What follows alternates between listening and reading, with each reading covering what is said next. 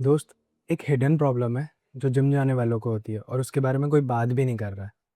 मैं बात कर रहा हूँ मसल इम्बैलेंस की, जो बहुत कॉमन है और लोगों को बहुत टाइम तक तो बहुत मतलब अगर काफ़ी एक्सपीरियंस हो गए तब जाके पता चलता है कि ये इशू हो रहा है। बॉडी इम्बैलेंस से मतलब है कि एक पार्ट का वीक होना और एक का स्ट्रांग होना। अब ये बिकॉज़ ऑफ आपके जो वर्किंग हैंड होता है उसके कारण भी हो सकता है, और इसके रिज़ल्ट के कारण जो आप एस्थेटिक फ़िज़ीक चाह रहे हो ना, जिसको भी देख के आप बनाना चाह रहे हो, वो उसका ब्रॉड शोल्डर, वी पोस्चर, ये जो पोज चाह रहे हो ना, वो इम्बैलेंस सा दिखता है। इनिशियली नहीं समझ में आता है।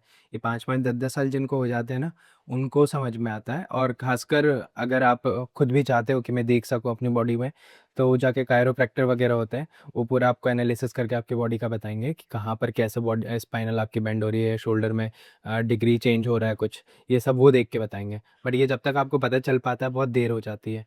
तो अगर बॉडी बिल्डिंग जर्नी में ये सब चीज़ें कर रहे हो ना, तो बहुत शिद्दत से कुछ अच्छी बॉडी बनाना चाह रहे हो ना, तो कोशिश करो कि इन सब चीज़ों का भी ध्यान रखते हुए चलो। बॉडी के ब्लड टेस्ट वगैरह कराते रहो, बॉडी के मसल्स वगैरह अगर टियर हो रहे हैं तो उन पे भी थोड़ा बहुत अगर मसाज और इन सब से अगर हेल्प होती है वो सब भी कराते रहो। प्लस कायरोप्रैक्टर से भी 1 साल में 1 बार विज़िट कर लो, बट कंसल्टेशन में रहो कि वो भी तुम्हें सही बॉडी बनाने में हेल्प कर। देखो, मैं नहीं चाहता, मैं भी एक मिडिल क्लास से हूँ और बड़ी मेहनत से ग्रो करने की कोशिश कर रहा हूँ। मैं नहीं चाहता आप जिस lack of knowledge, lack of awareness के चक्कर कारण मुझे जो भी इश्यूज़ हुए हैं वो आपको भी हों। आप इतनी मेहनत कर रहे हैं, पैसा लगा रहे हैं, टाइम दे रहे हैं और एंड ऑफ द डे आपको वही चीज़ मिल भी नहीं रही है। साथ के साथ आपको ज़िंदगी भर की कई प्रॉब्लम्स भी हो सकती हैं। तो रेदर देन वो प्रॉब्लम्स हो, मैं आपको सही चीज़ का गाइडेंस देके वो बताना चाहता हूँ कि आप कहाँ रुक सकते हो और अपनी बॉडी को एक अच्छे लेवल पे प्रिपेयर कर सकते हो। देखो, ये प्रॉब्लम से बचने का सिंपल सा सॉल्यूशन है, जो मेरे एक्सपीरियंस से मैंने सीखा है।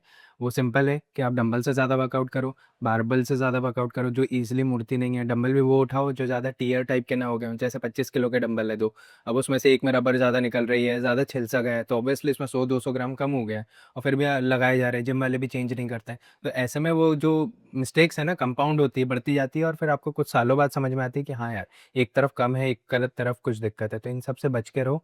अपनी मेहनत जो भी कर रहे हो, सही जगह करो, सही दिमाग से करो, सही जगह पैसा, टाइम सब इन्वेस्ट करो। ग्रोथ होना ज़रूरी है, बट सही तरीके से ग्रोथ नहीं होती है, तो डायरेक्शन उल्टी भी निकल जाती है। इसलिए मसल इम्बैलेंस को इग्नोर मत करो, उसे अपने नेक्स्ट वर्कआउट से ही फिक्स करो।